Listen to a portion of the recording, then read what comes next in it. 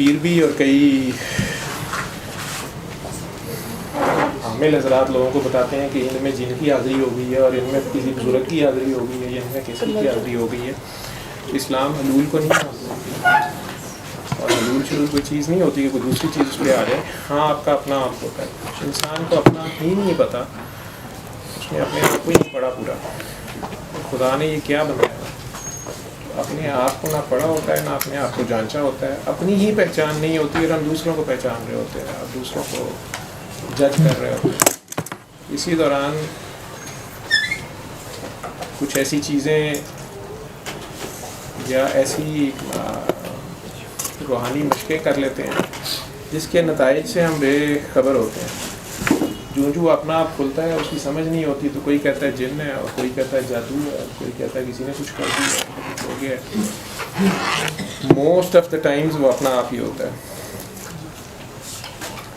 मुझे अभी कोई साहब फ़ोन पे मैं ऊपर ही आ रहा था, राउंड नीचे कर रहा था, तो फ़ोन पे भी कोई साहब बहस कर रहे थे कि आपने किसी वीडियो में या आप अपनी दुआ में या अपने साथ लोग जो आते हैं तो आप इस्लाम के ख़िलाफ़ या कुरान के ख़िलाफ़ बात कर रहे हैं कि जादू नहीं होता या जिन नहीं होता, और मैं साबित कर देता हूँ कुरान से या हदीस से या सरकार दो आलम जादू हुआ या के अलावा मूसा अलैहिस्सलाम पे जादू हुआ या कुछ गर्दा फलां वीडियो में या किसी टीवी प्रोग्राम में कह रहे थे कोई जादू शादू नहीं है, कुछ नहीं। पहले तो इस बात को समझें कि जैसा कि हम डॉक्टर्स कई बार आउटडोर में बैठे होते हैं या इमरजेंसी में होते हैं, अभी मैं नीचे इमरजेंसी राउंड ही कर रहा था, तो वो एक पेशेंट जो है वो सबसे ज़्यादा सारे डॉक्टरों को तंग कर रहा था, बार बार हर डॉक्टर को रोक के, बल्कि मुझे भी राउंड में वो इंटरप्ट कर रहा था बार बार आके कि जी ये मुझे अच्छी दवाई नहीं दे रहे और कोई मेरा ख्याल नहीं कर रहा और मैं सुबह से इतने बजे का आया हुआ हूँ और मुझे ट्रीट नहीं किया जा रहा। और डॉक्टर सारे मुख्तलिफ़ बेड्स पे या मुख्तलिफ़ पेशेंट्स के साथ वो एमरजेंसीज़ डील कर रहे थे। तो मैंने भी उसकी शिकायत सुन के तो अपना काम रोक के, एक बुजुर्गवार बेहोश थे, हालत उनकी ख़राब थी, उनके घर वाले, तो उन बुज़ुर्गों का तो मैं लिखवा रहा था उनको ट्रीटमेंट, जूनियर डॉक्टर्स को गर्दन तोड़ बुखार की सस्पिशन थी या जो भी उनकी इमरजेंसी थी, वो सिचुएशन घर वाले उठा के लाए थे। तो उसके वावेले पे मैंने वो छोड़ के पहले उससे पूछा कि अच्छा आप बताएं क्या बात है। तो उस बंदे ने जो कुछ मुझे दिखाया है वो सुबह पंजाब कार्डियोलॉजी भी गया, इतने कागज़ उसके पास थे और उसकी ज़िद थी कि पहले ये सारे देखें आप, सारा काम छोड़ के। तो 30 साल उसकी उम्र नहीं है और लाहौर के बड़े बड़े हार्ट के डॉक्टरों ने भी उसको देखा हुआ है, दूसरों को भी उसने दिखाया हुआ है मुख्तलिफ़ हॉस्पिटल्स में। तो अब उसकी ज़िद है कि उसे दिल का मसला है और उसे हार्ट अटैक हो रहा है और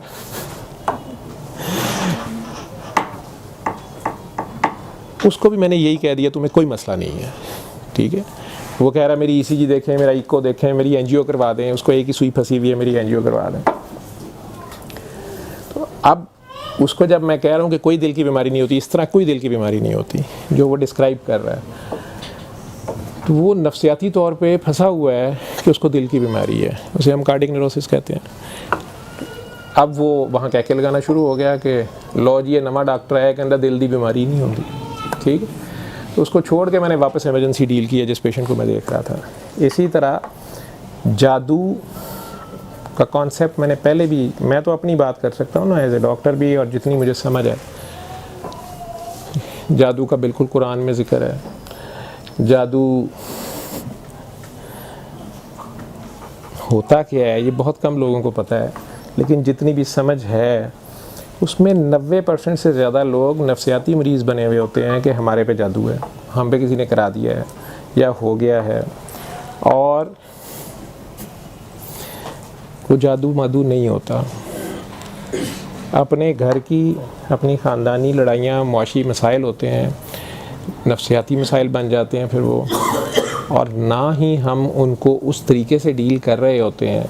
कुछ दुनियावी मामलात हैं उनके लिए जो दुनियावी कोशिश होनी चाहिए, मेहनत होनी चाहिए, या उसके लिए जो भी दुनियावी पैरामीटर्स हैं वो तो पूरे नहीं करते और शॉर्टकट्स मारने के चक्कर में रहते हैं या ख़ुद चिल्लों वजीफ़ों के चक्कर में रहते हैं। और वो वक्त जो अहम वक्त है, जैसे एक बच्चा है वो सारा साल इम्तिहान की तैयारी तो ना करे, ना पढ़े, और चिल्ले वजीफ़े काटता रहे कि मैं फ़र्स्ट आ जाऊँ। जब सर पे इम्तिहान आ जाए और रिज़ल्ट आए तो फिर माँ बाप को कहे कि वो मेरे ऊपर ना फुफ्फो ने कुछ करा दिया है, मामू ने कुछ करा दिया है, चाचे ने करा दिया, मुझे पढ़ने ही नहीं देते हैं, मुझे कुछ करने ही नहीं देता, हम पे ये हो गया है, हम पे हो गया है। तो ये मुख्तलिफ, ये तो एक एग्ज़ाम्पल है ना इम्तिहान की या क्लास की। तो मोस्ट ऑफ़ द टाइम्स तो वो जादू होता ही नहीं जिसके ऊपर हम बहुत ज़्यादा वक्त गुजार देते हैं। फिर चिल्ले वजीफ़ों वाले हैं जो मेरे से ये सवाल बार बार पूछा जाता है कि जी आप इबादत से मना कर देते हैं या ज़िक्र अज़कार से मना। बिल्कुल नहीं मैं मना कर, आप इससे ज़्यादा ज़िक्र अज़कार और इबादत करें। इंसान को पैदा ही इबादत के लिए किया गया। तो आपको ये ज़रूर पता होना चाहिए कि इबादत अल्लाह की जाती है और खालिसतन सिर्फ़ अल्लाह के लिए की जाती है। जो अल्लाह के बड़े नेक हस्तियाँ भी गुजरी हैं उन्होंने इसको इस तरह भी वाज़े किया है कि हत्ता कि ना जन्नत के लालच में ना दोज़ख के खौफ से की जाती है। अल्लाह का कलाम, अल्लाह के कलाम के मुख्तलिफ़ हरूफ या आयतें ये इस काम के लिए नहीं हैं कि इन्हें मुख्तलिफ़ तादाद में पढ़ के और फूका फाकी भी की जाए और दुनिया मांगी जाए। आप पहले ये देखें कि आप वो कर किसके लिए रहे हैं, आप कर मकसद क्या है आपका। फिर या हय्यो या कय्यूम बहुत ज़्यादा तस्बीह कर रहा है, अल्लाहु रहमानु रहीम की तस्बीह कर रहा है। कुछ को तो कोई ना कोई उस्ताद गाइड कर रहा होता है, कोई ना कोई टीचर होता है, वो उसको गाइड कर देता है। जब वो देखता है कि इसकी नमाज कायम है, इसकी बेसिक्स पूरी हैं, इसकी प्राइमरी पास है, ठीक है, ये 5 वक्त का नमाजी भी है और इसकी नमाज कायम है, ये उससे आगे जाना चाह रहा है। एक बंदे ने मैट्रिक कर लिया तो उसे एफ़ए का कोर्स बता दिया जाएगा, कोई ना कोई उस्ताद ही पढ़ाएगा ना उसको। या बीए कर लिया है तो एमए का दिया जाएगा, एमए कर लिया तो पीएचडी दी जाएगी। अब 5वीं पास नहीं है, लेकिन सिर्फ इसलिए कि आप वो ज़ुबान पढ़ सकते हैं, इंग्लिश पढ़ सकते हैं, उर्दू पढ़ सकते हैं, अरबी पढ़ सकते हैं, और वो आप मुख्तलिफ़ तरीक़ों से वो काम शुरू कर दें और मकसद आपका ये है कि दुनिया का फ़लाना काम मेरा हो जाए और फ़लाना हो जाए, ठीक है, रिश्ते हो जाएँ, रिज़्क़ खुल जाए, मुख्तलिफ़ दुनिया, मैं बार बार कह रहा हूँ मादा परस्ती, मादियत, दुनिया, वो दुनिया मकसद होता है और अल्लाह के कलाम को इसके लिए इस्तेमाल कर रहे होते हैं। ये अल्लाह के कलाम की बहुत थोड़ी कीमत है, बहुत थोड़ी कीमत है। अल्लाह की आयतें, अल्लाह के बेसिकली आयत कहते हैं इशारे को, हिंट को। कुरान की आयात जो हैं वो इशारे हैं, हिंट्स हैं। आयतुल कुर्सी, कुर्सी का इशारा, ठीक है। ये आयतुल कुर्सी इसलिए नहीं आई है कि इसको इतने लाख बार पढ़ो तो फिर बैंक में पैसे ज़्यादा हो जाएंगे या बैंक के पैसे महफूज रहेंगे या घर पे डाका नहीं पड़ेगा। आयतुल कुर्सी से मकसद ये वो इशारा है कुर्सी का, जिसमें अल्लाह मुख्तलिफ़ तरीके से बता रहा है, चाहे वो इल्म हो, चाहे वो दुनिया की कोई भी ताकत है, दुनिया की कोई भी असबाब हैं, कि उन सब चीज़ों का मालिक आसमान या ज़मीन, हर चीज़ पे उसी की कुर्सी हावी है। तो मकसद कुर्सी फिर भी नहीं है, कुर्सी वाला है, आपका मकसद कुर्सी वाला है। तो आयतुल कुर्सी से आपने कुर्सी के इशारे से कुर्सी वाले तक पहुंचना था। जैसे आपने अगर किसी ने मुझे दिखाना है, डॉक्टर साहब से मिलना है, ये बार बार आप इस कमरे में आके लोगों से पूछें कि जी डॉक्टर साहब से मिलना है, वो कहेंगे डॉक्टर साहब की कुर्सी पड़ी हुई है। अब ये कुर्सी मसला हल करेगी आपका? आपको मकसद कुर्सी से है या कुर्सी वाले से है, ठीक है। तो आयतुल कुर्सी जो है वो उसकी शान बयान कर रही है, तौहीद की एक डिफरेंट तरीके से एक्सप्लेन कर रही है। किसका कर रही है? उसका तारुफ। सारे नबियों ने किसका तारुफ दिया? अल्लाह का। उनका मैसेज क्या है? पहला मैसेज क्या है? अल्लाह।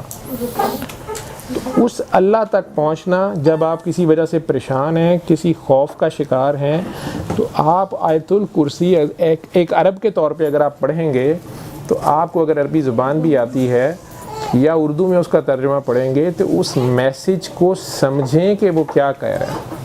या आपको किसी पीर साहब ने कह दिया, अगर आपने कहा जी मेरे पे जादू है या जिन है या मुझे जिन तंग करता है, वो कहते हैं तुम ला हौला वला कुव्वता इल्ला बिल्लाह अलियुल अज़ीम कहा करो या औज़ु बिल्लाहि मिनश शैतानिर रजीम कह दिया करो।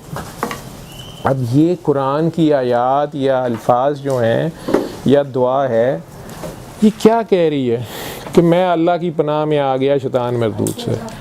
अब क्या अल्लाह आके आपको नीचे उधर की रसीद तो नहीं देगा कि भाई मैंने तुम्हें पनाह दे दी है? ये तो अब आपका यहाँ आपका ईमान, फेथ, ट्रस्ट, आप बात को समझते हैं कि नहीं समझते, उस अल्लाह को कितना समझते हैं, ये चेक यहाँ होना है। ला हौला वला कुव्वता इल्ला बिल्लाह अलीउल अज़ीम। तो कोई ताकत है ही नहीं है, कोई कुव्वत है ही नहीं है, कोई कुव्वत रखता ही नहीं है किसी चीज़ की मा सिवाय अल्लाह के। जब आप इस बात को अगर समझ जाएंगे तो आपको जिन या जादूगर तो एक कीड़ी से ज़्यादा नहीं लगेगा।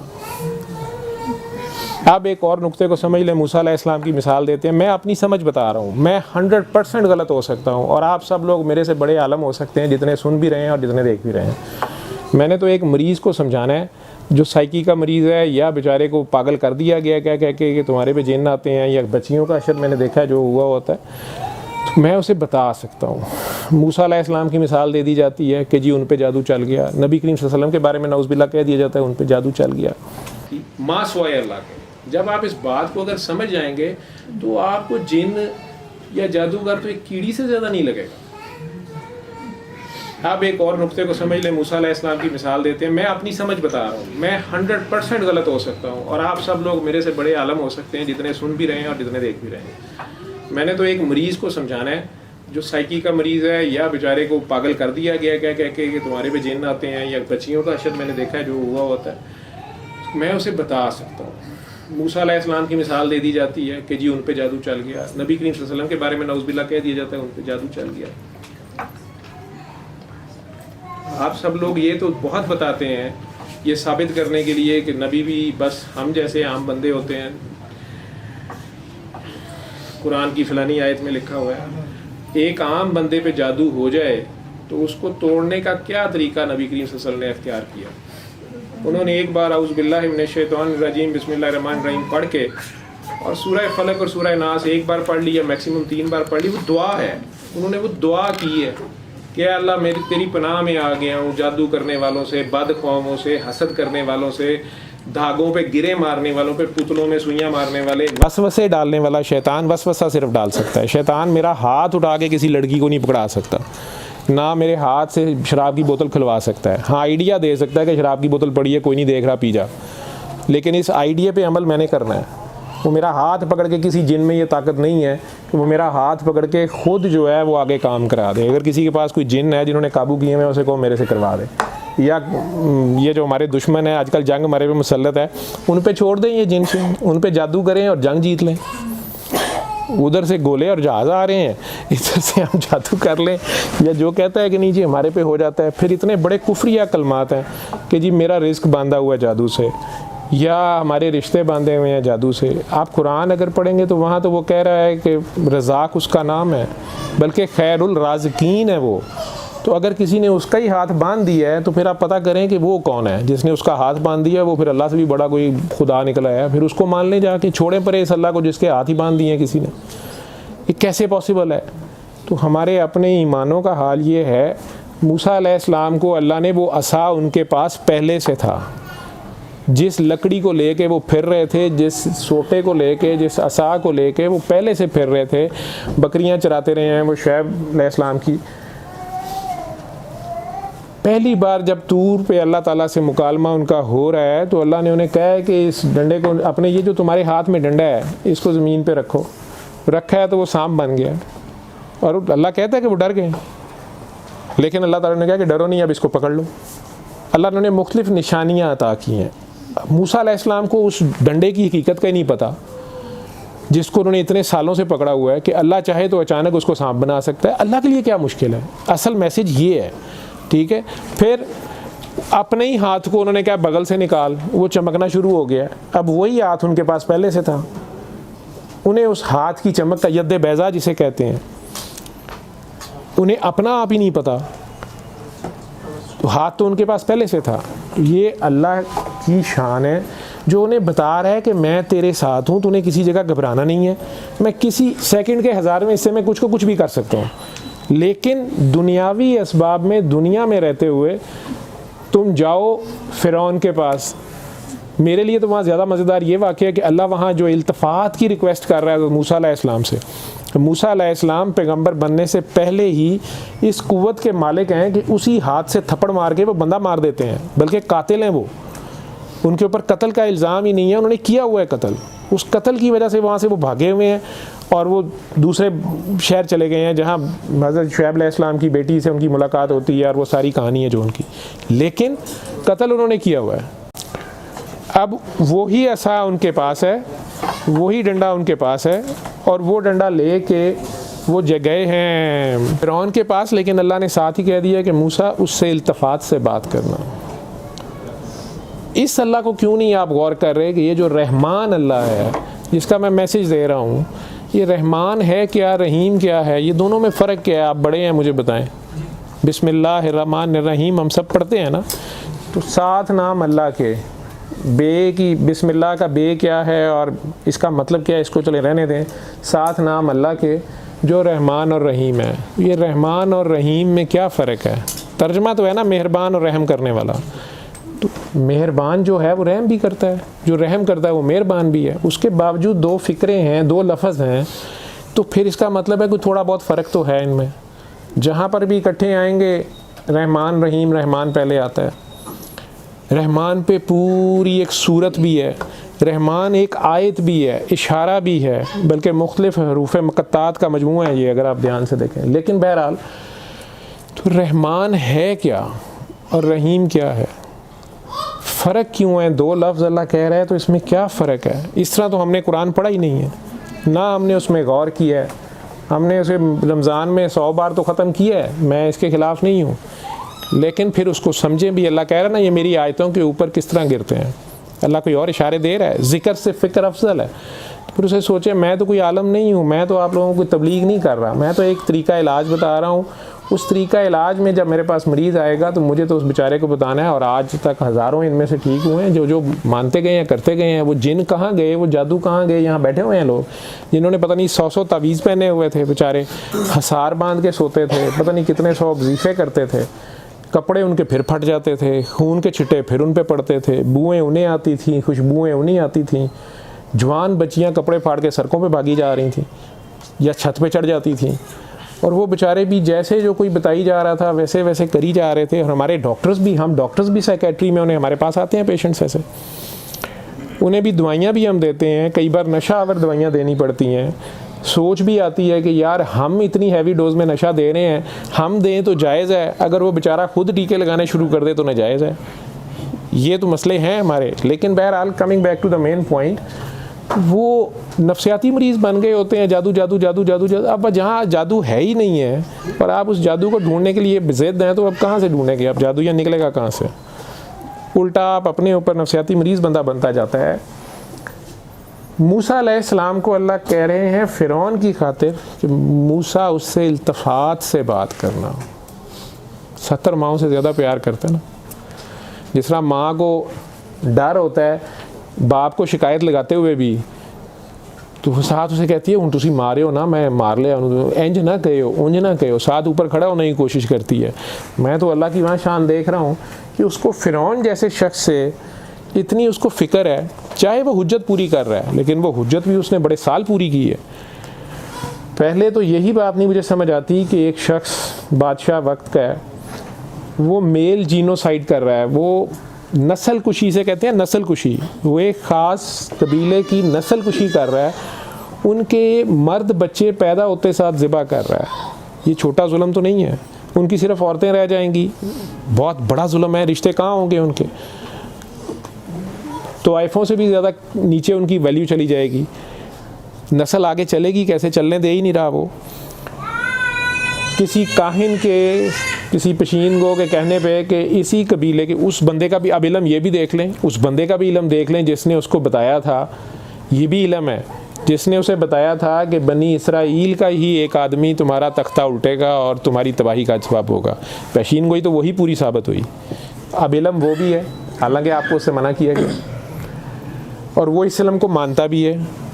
और उसी बात की बेसिस के ऊपर वो बनी इसराइल के बच्चों को ज़िबा करता जा रहा है। अब ये अल्लाह की तरफ से हो सकता है कि बनी इसराइल ने अपने बहुत से नबी ज़िबा किए थे, बहुत से नबियों को बाद में भी मारा, हज़रत ईसा तक उन्हें ज़िबा और कत्ल करते रहे हैं, तो शायद उनके ऊपर अब ये मुसीबत थी, तो उनके मर्द बच्चे पैदा होते साथ ही ज़िबा कर दिए जाते थे। ये कितने साल किया उसने? साल, 2 साल? हमारे तो यहाँ पे चंद माँ की हुकूमत हो तो तख्ता उड़ देते हैं अगर ऐसा जुल्म हो रहा हो। उसको किसी की बददुआ नहीं पड़ रही। मैंने माँओं का हाल देखा है, अगर किसी माँ का बच्चा डॉक्टर की गलती से हमल ज़ाया हो जाए, वो बेचारी भूलती नहीं, मुझे अभी भी हिस्ट्री देती हैं, तो उसमें वो जिक्र करती हैं कि फ़लाँ वक्त पे वो लेडी डॉक्टर ने देर कर दी, दाई ने देर कर दी, डॉक्टर ने देर कर दी, घर वाले लेट लेके गए, फ़लाँ हुआ, था भी डॉक्टर साहब बेटा मेरा वो, ये जिक्र करते हैं। तो माँ के लिए एक तो 9 महीने बच्चा पेट में रखना खुद एक बहुत बड़ी इबादत है, ये माँ ही जान सकती है।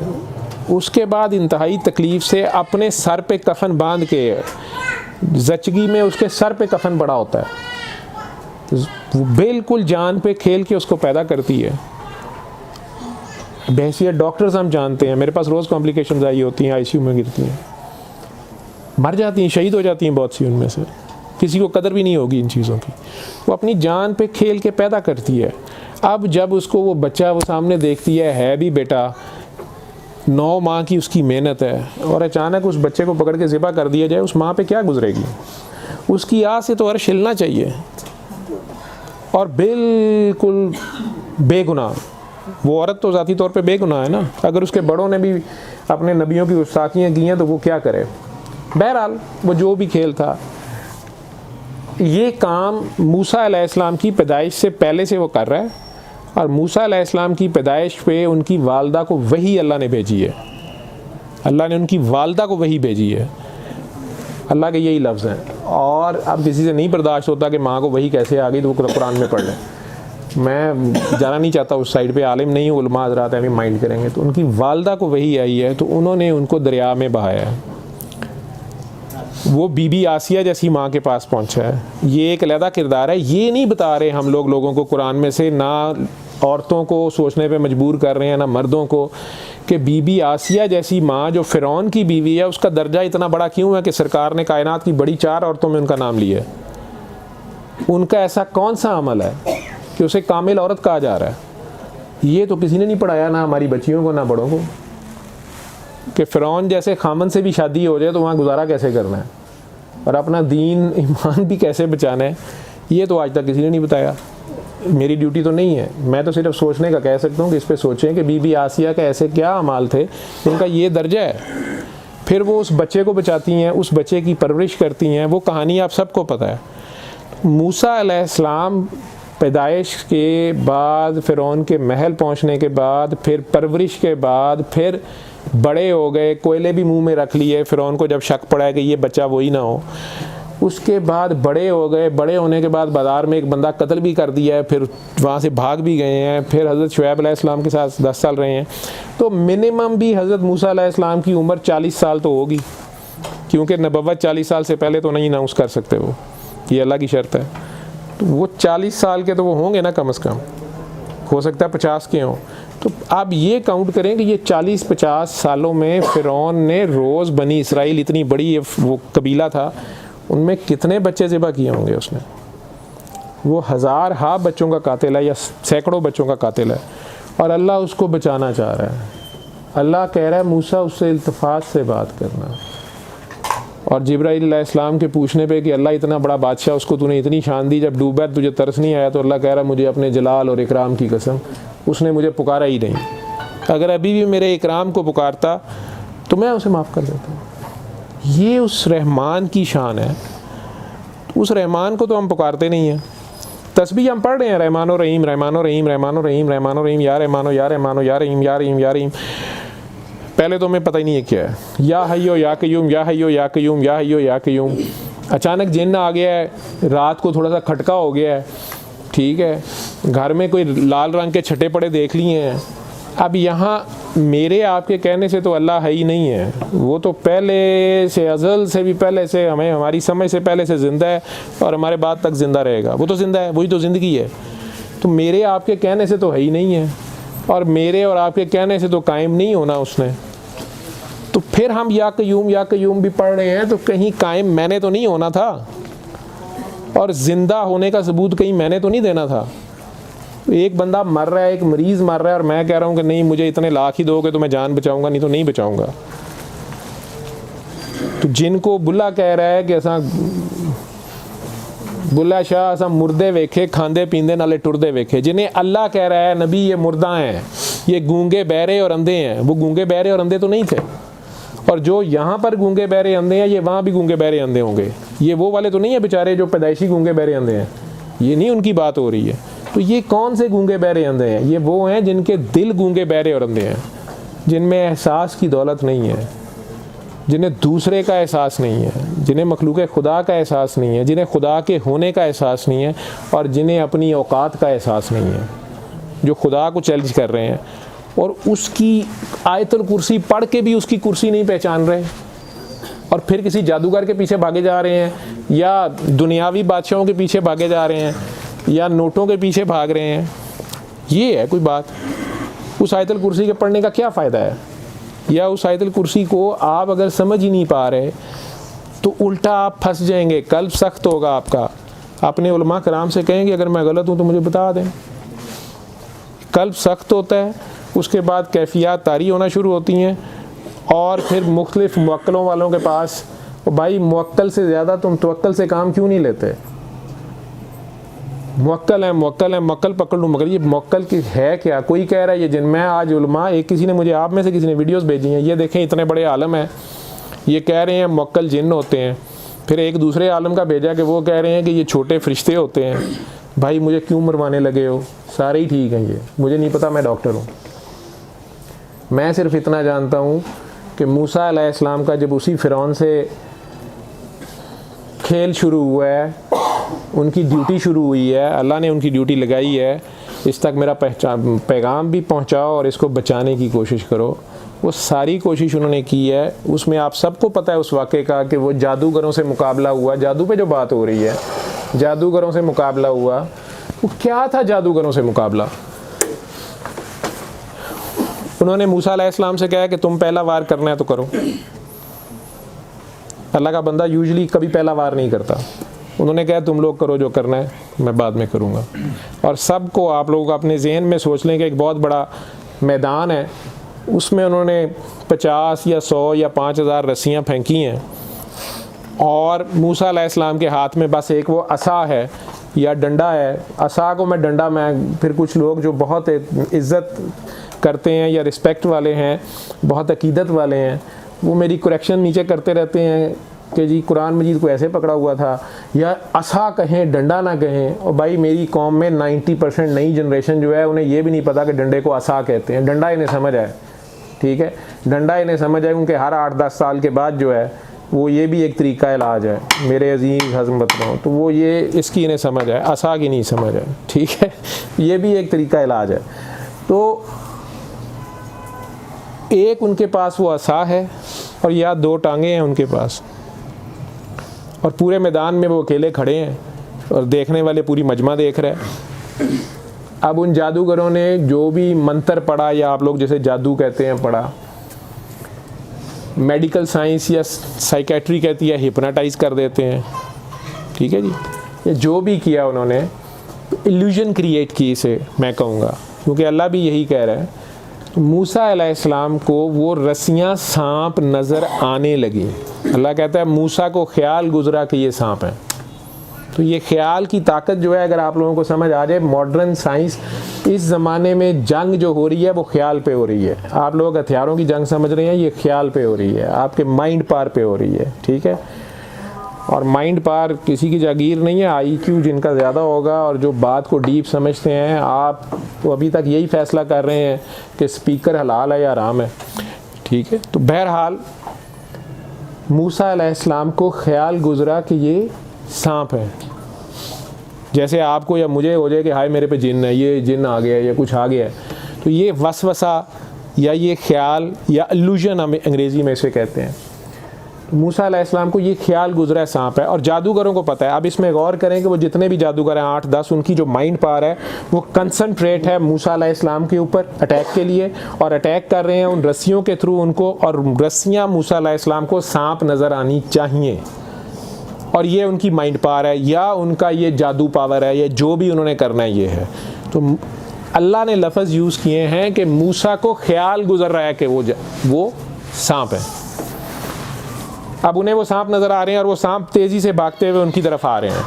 अब आप सब लोग अपनी अपनी जगह पे सोच लें कि आप अकेले हैं, आप मूसा अलैहिस्सलाम की जगह पे आप खड़े हैं, आप उम्मती हैं सरकार दो आलम के। चलें एक लम्हे के लिए टाइम मशीन में पीछे चले जाएं। आप अगर मूसा अलैहिस्सलाम की जगह पे हों, ईमानदारी से बताएं, आपके पास एक डंडा है, 2 टांगे हैं और कोई हज़ारों सांप आपकी तरफ भागे आ रहे हैं, तो आप क्या स्ट्रेटजी अपनाएंगे? आप बता दें इंसानी लेवल पे, आम इंसान के लेवल पे। अभी आम इंसान रहना है सारों ने तो, हाँ जी, भागेंगी आप?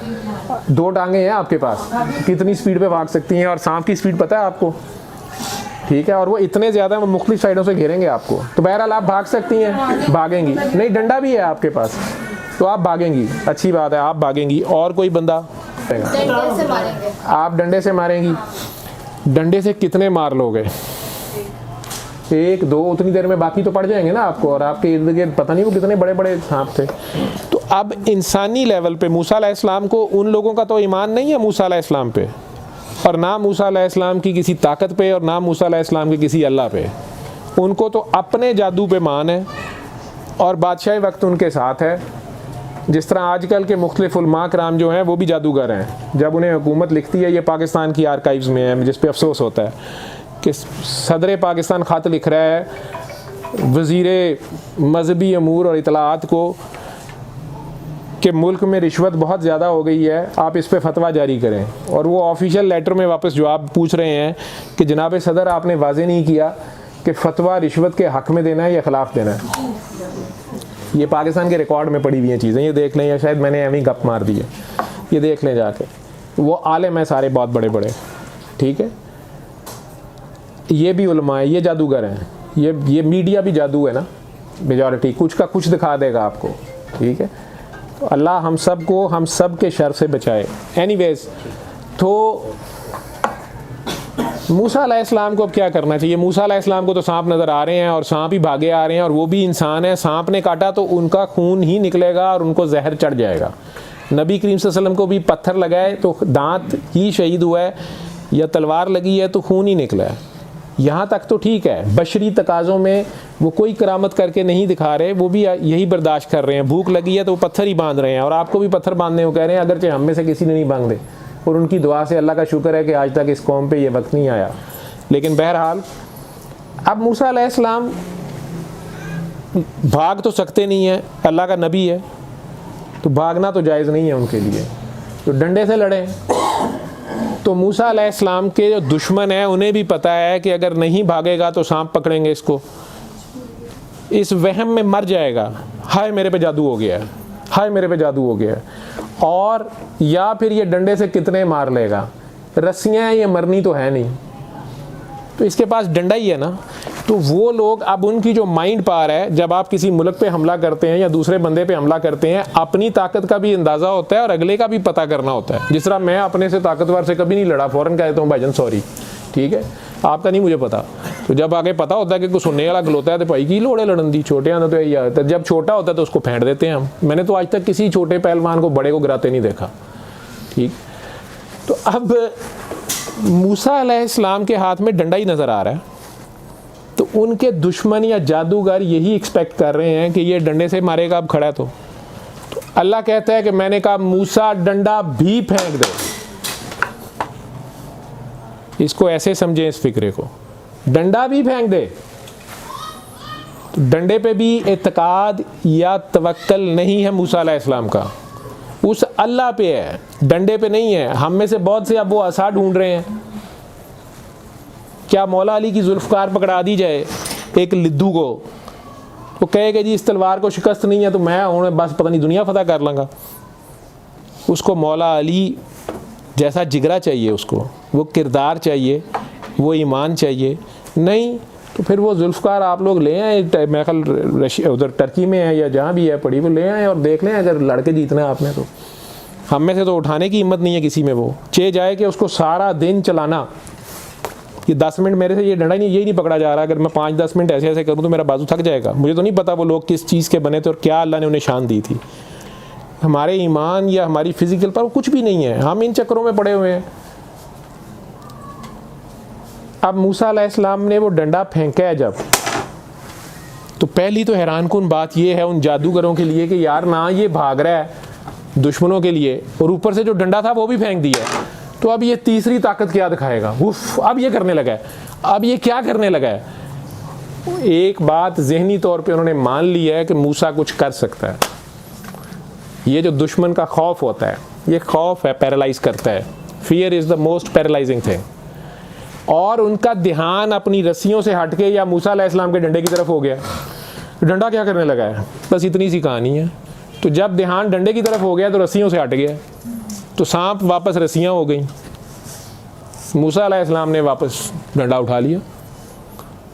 हमें ये समझाने के लिए कहा जा रहा है कि उनका डंडा जो है वो रस्सियाँ खा गया। ठीक, इतनी रस्सियाँ खा के फिर वो डंडे का डंडा है, बहुत बड़ा पेट है उसका। अल्लाह जिस तरीके से बात कर रहा है वो हिकमत से भरपूर है। तो इसको ऐसे समझें कि मूसा अलैहिस्सलाम का या अल्लाह के बंदे का तवक्कल उस असा या करामत पे नहीं है।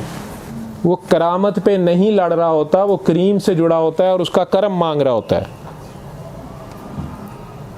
उसका करम जिसको मिल जाए उसको और किसी चीज़ की ज़रूरत नहीं रहती।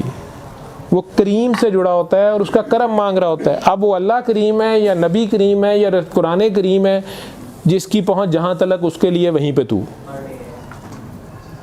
है, तीनों ही करीम है। मूसा अलैहिस्सलाम ने तो इतनी सी काम करके क्या किया उन्होंने, काम किस तरह जादू तोड़ा है उन्होंने। और वो जादूगर सारे के सारे उसी वक्त ईमान ले आए मूसा अलैहिस्सलाम पे। क्यों? क्योंकि उनकी तो रस्सियाँ हो गई फारिग, और मूसा अलैहिस्सलाम का डंडा जो है या उनकी चाल जो है, असल खेल इसमें क्या हुआ है, मूसा का क़याम, वो सिर्फ या हय्यो या कय्यूम कहने वाला नहीं है। उसने वहाँ साबित कर दिया है कि वो ही उसकी जगह यहाँ पे रिप्रेजेंटेटिव है। वो वाकई उस ना नज़र आने वाले अल्लाह का नुमाइंदा है, तर्जुमान है। और वो ना नज़र आने वाला अल्लाह जो है वो उसके साथ है और उसने उसका साथ दिया है और उसने इतने ज़्यादा लोगों को इकट्ठे अकेले मैदान में शिकस्त दे दी है। उन जादूगरों ने भी, वो इल्म वाले थे, ये हैं आलिम, इसे कहते हैं आलिम। ये आलिम होता है, जैसा भी इल्म था उसका। उन्होंने फ़ौरन मान लिया कि हमारा इल्म छोटा है इसके इल्म से। मूसा अलैहिस्सलाम का इल्म क्या था? पहले तो ये बताएं कि मूसा अलैहिस्सलाम का इल्म क्या था। उन्होंने तौरात पढ़ी थी या तौरात की कोई आयतें पढ़ी थी? उनका इल्म क्या था? अल्लाह, मेरा अल्लाह है, बस। अब ये अल्लाह है निकलता है कि नहीं निकलता, क्योंकि करबला में तो अल्लाह नहीं नज़र आया वैसे लोगों को। इस्माईल अलैहिस्सलाम की बारी तो बकरा आ गया है, हर जगह पे आया है, लेकिन यहाँ तो नहीं आया। यहाँ पर हुसैन ने, मौला हुसैन ने जो कुछ किया है वो तो बिल्कुल चैप्टर ही अलग है। अब आ जाए नबी करीम सल्लल्लाहु अलैहि वसल्लम के वाक़े की तरफ। तो उसको तो पहले मैंने 2 लाइनों में आपको सिंप्लीफाई बता दिया है कि सरकारे दो आलम ने तो हमारा ये बहाना भी नहीं छोड़ा कि जी साढ़े को तो डंडा ही नहीं है। पहले तो असा दो ना मूसा अलैहिस्सलाम वाला, फिर असी सुटांगे, फिर देखांगे। वो भी सारे जादूगर, जितने जादूगर लेके आया था वो सारे मूसा अलैहिस्सलाम पे ईमान ले आए थे। ये इल्म वाले हैं। उन्होंने कहा कि हम मान गए कि तेरा इल्म हमारे इल्म से ज़्यादा है और हम तेरे इल्म पे ईमान ले आए हैं, हम तेरे अल्लाह पे ईमान लाते हैं। इसी तरह नबी करीम सल्लल्लाहु अलैहि वसल्लम पे जो जादू जिस बदबख्त ने करवाया था, वो तो उसके नसीबे में वो था मुसलमान, सरकार के पीछे नमाज पढ़ता था। ये बात याद रखना, ये भी ऐसी बदबख्ती भी है कि सरकार का ज़ियारत भी रोज़ हो रही है, सरकार के साथ नमाज भी पढ़ रहा है उस मस्जिद में, जिसके लिए हम में से बहुत से मरते हैं कि हाय कब जाएंगे मदीना मुनव्वरा, कब हम मस्जिद नबी में नमाज पढ़ें, गुंबद खिजरा की कब शान देखें, उसकी छाँव में बैठें।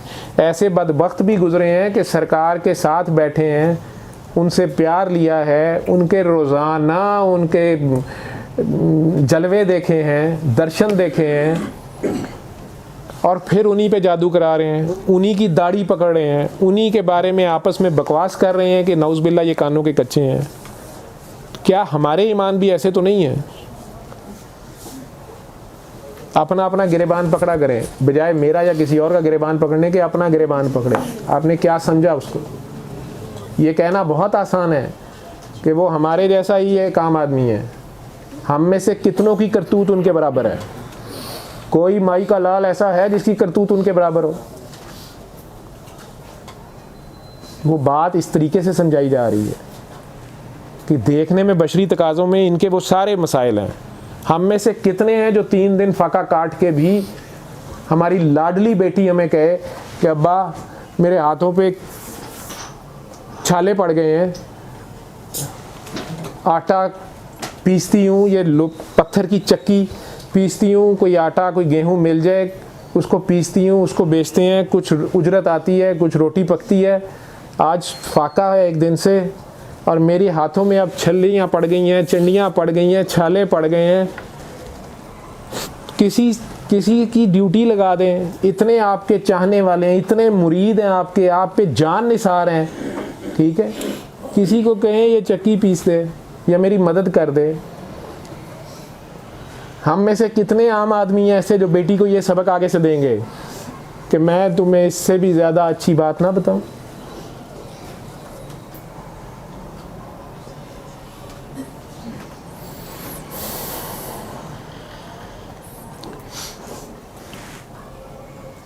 उन्हीं हाथों पे जहाँ जिन उंगलियों पे छाले हैं इन पे पढ़ो सुभान अल्लाह सुभान अल्लाह सुभान अल्लाह सुभान अल्लाह। हाथ हैं, उंगलियां हैं, गेहूँ मिल जाता है, कुछ उजरत आ जाती है तो ही खाती हो, चक्की है तुम्हारे पास, पीसने की ताकत है तुम्हारे पास, तो कहो अल्हम्दुलिल्लाह अल्हम्दुलिल्लाह अल्हम्दुलिल्लाह। फिर वो जो भी लुकमा मिलता है, मैं 3 दिन से फाके से हूँ, तू तो 1 दिन से है, तो कह अल्लाह अकबर के तू बहुत बड़ा है। ये भी ना देता तो क्या कर लेते। और हर हाल में ये किया कर, यानी शिकवा भी ज़ुबान पे ना आए, बल्कि थकना भी नहीं है। वो जैसे रख रहा है वैसे रहना है, वही बेहतरीन है। उन्होंने तो नहीं कहा कि आप अभी मसल्ला बिछा लें और 1.5 लाख बार इस तरह ये पढ़ो तो आसमान से जो है ना मनोसलवा शुरू हो जाएगा। यही तस्बीह क्यों कही थी, नमाज भी ख़त्म कर लो तो उसका शुक्रिया अदा करना, उसकी शान बयान करना कि तेरी तौफीक से ये नमाज पढ़ी है, अदरवाइज़ मैं इस काबिल भी नहीं था। अगला बंदा भूख से मर रहा है, बच्चे उसके छोटे छोटे हैं और उम्र कितनी है उनकी, 17-18 साल। 17-18 साल की बेटियों के तो लाड नहीं ख़त्म हुए होते।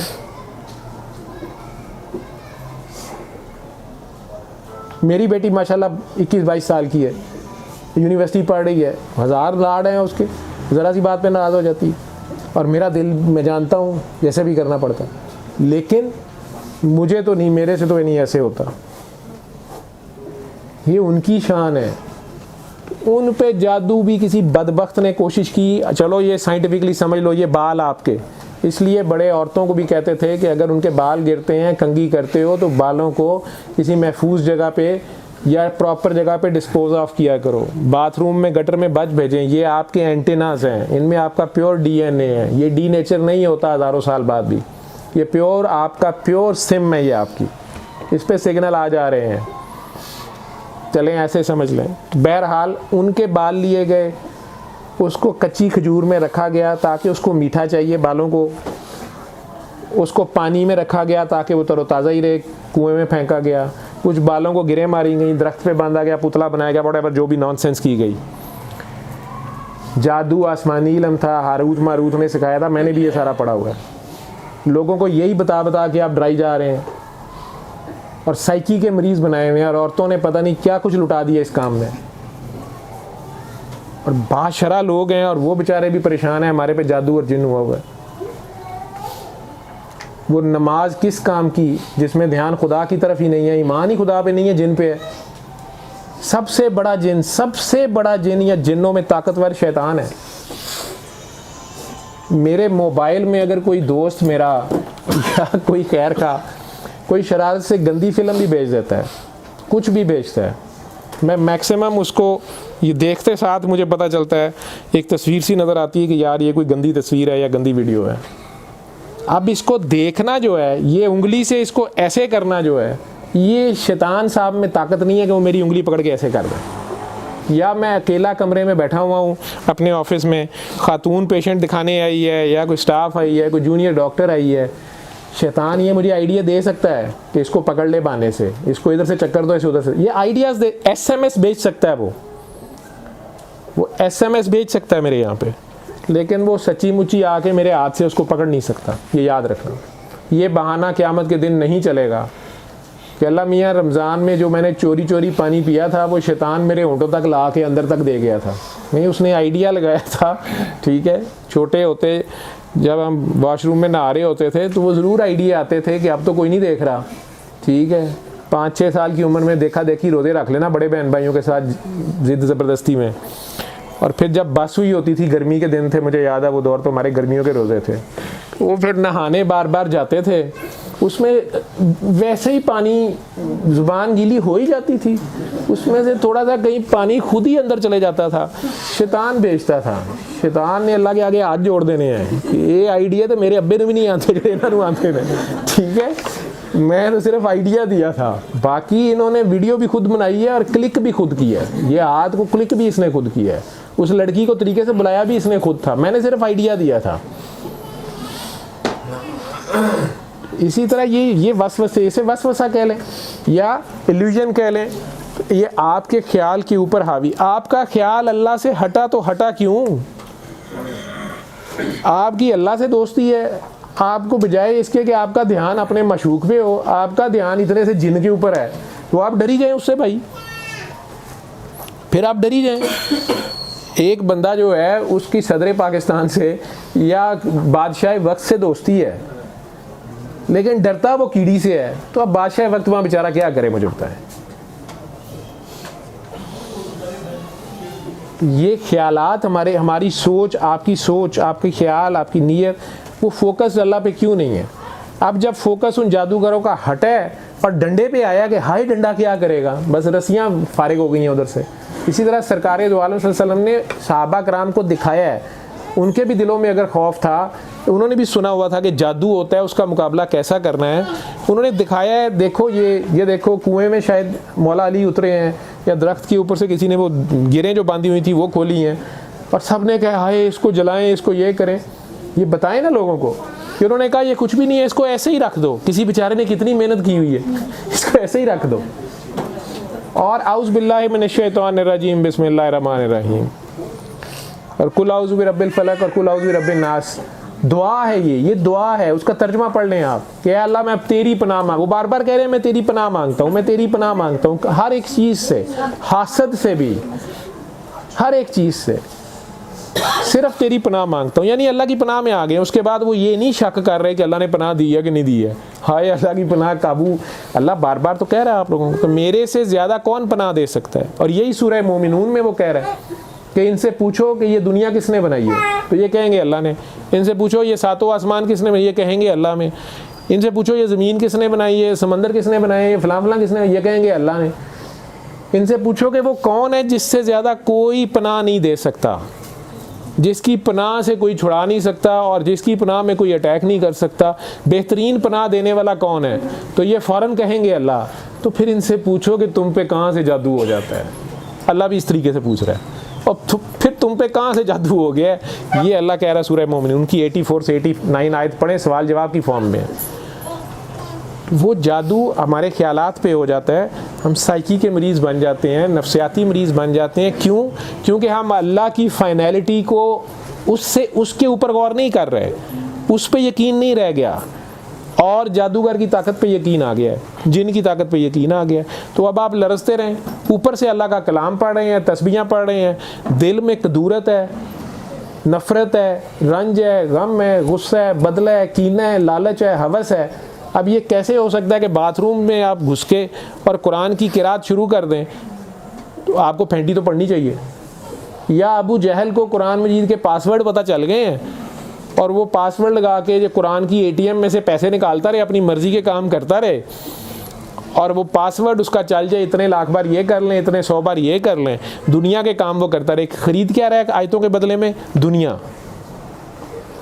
तो फरिश्ते तो आपको पकड़ लेंगे, कुरान के हरफ हरफ पे फरिश्ता है, उसे मैं मुवक्किल कहता हूँ, मैं तो उसे मुवक्किल कहता हूँ। फिर वो आपको पकड़ लेंगे, आपको मुख्तलिफ चीज़ें, कभी आपका वज़ू तोड़वाया जाएगा, कभी आपके छट्टे पड़ जाएंगे, या आप अपनी बैटरी ज़्यादा ओवर चार्ज करी जा रहे हैं, आपका कॉल बहुत ज़्यादा है और आपका फ़ेल कम है। इस बात को समझें।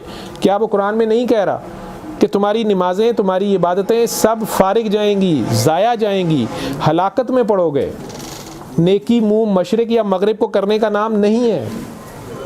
ये सारे नमाजी मरेंगे जो भूखे को खाना नहीं खिला रहे, जो मस्कीन को धक्के दे रहे हैं, जो यतीम के सर पे हाथ नहीं रख रहे बल्कि यतीम का माल खा गए हैं, और रोज़मर्रा इस्तेमाल की चीज़ें मांगने पे भी नहीं दे रहे। इतनी सी छोटी चीज़ है, इतनी सी छोटी चीज़, इस पे उसने सारी इबादत फारिग कर दी है आपकी।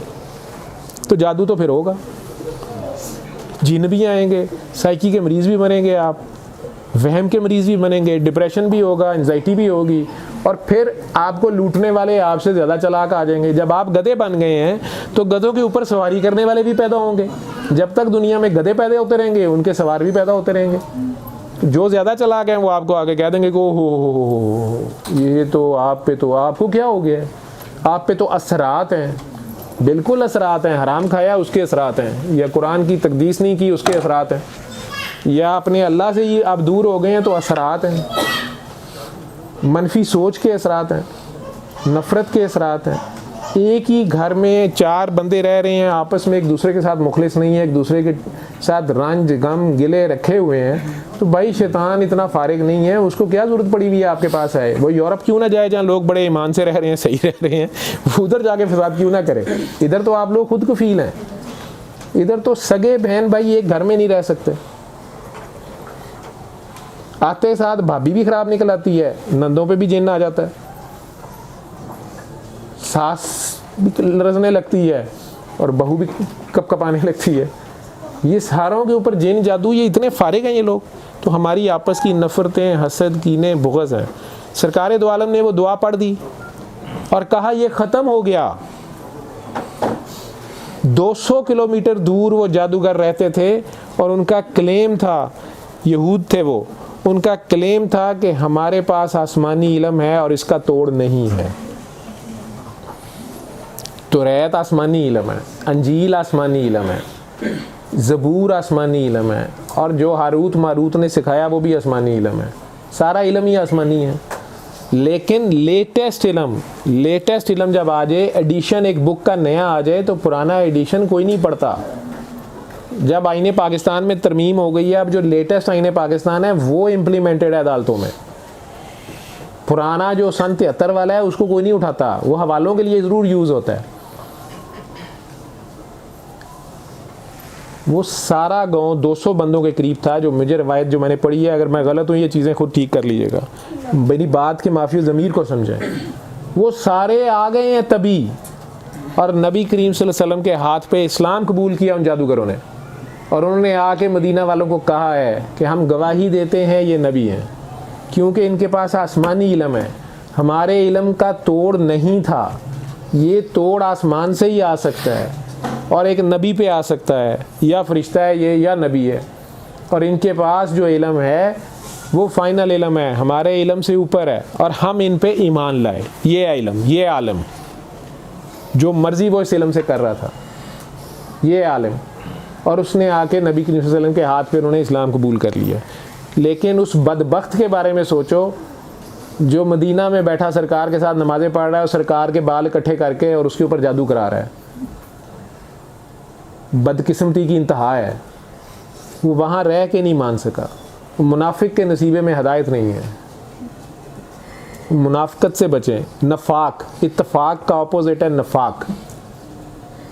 उम्मत एक इत्तफाक की मानिंद हो, वो शिया सुन्नी वाबी जाहिल पता नहीं किन किन फ़िरक़ों में बढ़ी हुई है। आप एक अल्लाह, एक नबी और एक कुरान, इस पे इकट्ठे हो जाएं, इसी कुरान में ही गौर कर लें। जादू जादू जादू जादू, जिन जिन जिन जिन, इन जिन्नों ने हमें सजदा किया हुआ है। आप अशरफुल मखलूक़ात हैं, आप अपने आप को नहीं पहचान रहे, अपने आप से आपको भाई प्यार नहीं है, आप अपनी जानों पे जुल्म कर रहे हैं। तो आप इबादत करें, ज़िक्र अज़कार करें, ये देख लें किस लिए कर रहे हैं। मेरे पास अभी एक साहब आए हैं, अल्लाह करे कि वो बात मान जाए। उनकी फैमिली लेके आई है, 7 भाई हैं, बूढ़े हो रहे हैं वो। मैं यही दुआ करा रहा था, उन्होंने आंखें खोल देंगे, मैंने माफ़ नहीं करना है। मैंने कहा कि आप हर वक्त दुरूद शरीफ पढ़ते रहते हैं, आप माफ़ फरमा दें। उन्होंने कहा जी मेरे ही बड़े भाई ने मेरी ज़मीन जायदाद पे कब्ज़ा किया हुआ है, 20 साल हो गए हैं, मुझे झूठे मुकदमों में फंसाया गया है, सियासतदान है, व्हाटएवर जो भी उनका मसला था। बड़े अच्छे आदमी थे, गरीब भी थे, गुर्बत काट रहे थे, बहुत अमीर फैमिली के ही चश्मो चराग थे, लेकिन उन हालात में और हक पे अपनी तरफ से डटे खड़े थे। मैंने उन्हें दोबारा प्यार से कहा कि आप सरकार दो आलम का बेवकूफ़ उम्मती समझ के उन लोगों को माफ़ कर दें, क्योंकि सरकार शफ़ीउल मुज़निबीन है। आप इतने अच्छे मतलब नबी करीम सल्लल्लाहु अलैहि वसल्लम का प्यार करने वाले हैं उनसे, आपको नबी करीम सल्लल्लाहु अलैहि वसल्लम के साथ जन्नत में घर मिल जाएगा। आप इसलिए उन्हें छोड़ दें कि आपके रिश्ते भी आपस में बच्चों के हुए हैं, तो भाई आपका फौत हो गया है, भतीजे अगर आपकी बेवकूफ़ी कर रहे हैं तो चलें आप मुकदमे, आप उन्हें एक बार अल्लाह की खातिर, अल्लाह की बेवकूफ़ मखलूक समझ के या नबी करीम सल्लल्लाहु अलैहि वसल्लम की खातिर जो उनके बेवकूफ़ उम्मती समझ के माफ़ करके दुआ दे दें यहाँ बैठ के। मैं नहीं कहता मुकदमे लो वापस, आप उन्हें दुआ दे दें। वो रो पड़े, उन्होंने कहा आपको क्या पता मेरे पे कितना जुल्म हुआ है। मैं कोई दूसरी पार्टी का वकील नहीं था, वो ख़ुद उस वक़्त कोई चीज़ सफ़र कर रहे थे, वो मैं उन्हें कह रहा था कि आप अल्लाह के नाम पे ये सदका कर दें।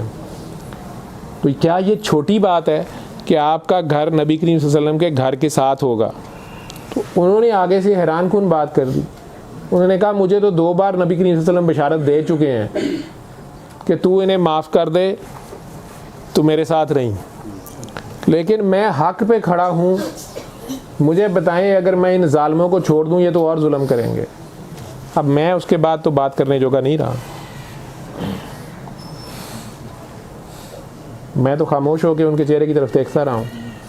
फिर दोबारा उन्हें प्यार से बताने की कोशिश की है कि अगर आपको सरकार दो आलम सल्लल्लाहु अलैहि वसल्लम बिशारत में कह चुके हैं, मुझे उन बदबख्तों पे भी तरस भी आ रहा है और अफसोस हो रहा है कि उन्होंने कितना का आपका दिल दुखाया हुआ है। और आप ऐसे आशिक हैं कि 50 साल से भी ज़्यादा हो गए हैं आपको 24 घंटे दुरूद शरीफ पढ़ते हुए, तो आपकी सरकार के साथ इतना प्यार मोहब्बत है, उनका बेवकूफ़ उम्मती समझ के छोड़ दें। मुझे कह गए कि अच्छा मैं सोचूंगा, मैं अगले 7 दिन सोचूंगा, मुझे उम्मीद है वो कर देंगे। जब मैंने उन्हें कहा कि अल्लाह नहीं छोड़ता होता ऐसों को, आप अपनी तरफ से छोड़ दें, अल्लाह खुद निपट लेगा, लेकिन ये ना कहिएगा कि अल्लाह तेरे ऊपर छोड़ा, नहीं, आप उनके लिए दुआ करें कि या अल्लाह उन पे भी करम कर, फजल कर, रहम कर। आप ये अभी मेरे पास बैठ के दुआ करके देखें, हो सकता है आपके भतीजे आपसे माफ़ी मांगने आ जाएं और कहें जी हमसे ही बड़ी ज़्यादती हुई है, ये सारा खेल ख़त्म करें। लेकिन वो अपने मुर्दा भाई को भी माफ़ करने पे तैयार नहीं थे। किस वजह से? वो चांद एकड़ जो ज़मीन है जो इधर ही रह जाएगी, जो इन दोनों भाइयों की पैदाइश से पहले से यहाँ थी और पता नहीं किसके कब्ज़े में थी, अब इनके पास है, ये बाद में पता नहीं किसके पास जानी है। किस चीज़ के लिए लड़ रहे हैं हम? भाई बिल्कुल जादू भी होता है, आप करवाएं भी और तोड़ें भी और करें भी और जिन्नों से लड़ें भी, मेरे पास इतना टाइम नहीं है। मेरे अल्लाह ने मुझे जो जितनी भी मेरे पे उसका करम है, उसमें जिन जादू जो है ना, ये मेरे लिए कोई हैसियत नहीं रखते। मुझे अल्लाह से फुर्सत नहीं मिलती, इसलिए मैं अल्लाह से कम, अल्लाह से